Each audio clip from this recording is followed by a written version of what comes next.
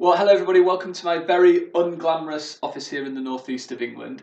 I'm going to very quickly run you through a technique I use with all of my clients, and it's called the heavy book technique. It's a pretty heavy book.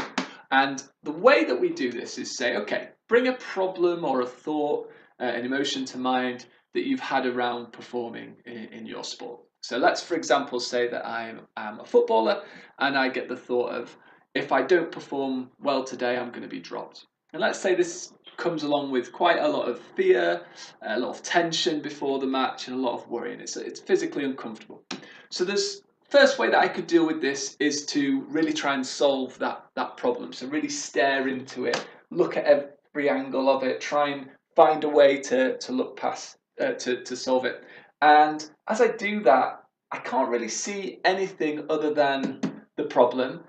My hands, because it's quite a big problem, are tied up in wrestling with the book. I can't see a lot around me.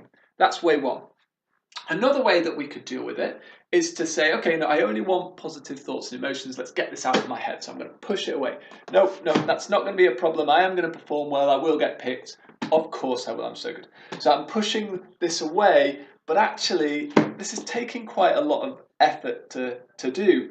And I've still got this kind of problem in my mind because I'm by pushing it away, it's actually on my mind, isn't it? So I'm trying to push it out and necessarily thinking about pushing it out. So the thought is really still there, even if I'm covering it up with a positive alternative. So what generally happens when we try and do this, I don't know if you've ever done it, of trying to think positive, is that the negative version eventually comes back because pushing it away is quite tiring. So we've tried to hold it up here. We've tried to push it away. The other thing that we can do, and the most simple one, I think, although it's simple to explain, challenging in practice, is just to take the problem and put it to one side. So my problem is still here, but it's down there. And what I'm trying to explain here is that we don't necessarily need to do the arguing and finding a solution and trying to convince ourselves that we won't get dropped. Nor do we need to push it away and go, I'll be fine, and wrestle it and beat it out of our heads. We can just accept that this is a worry. We can just accept that it's a mental event. But we accept that without necessarily changing our performance. We don't need to change our decision making. We don't need to change the skills that we attempt because we're worried. The mind might try and tell us that we need to do that, but we don't. We can be worried, we can be scared, and still perform well. Those two things aren't necessarily separate.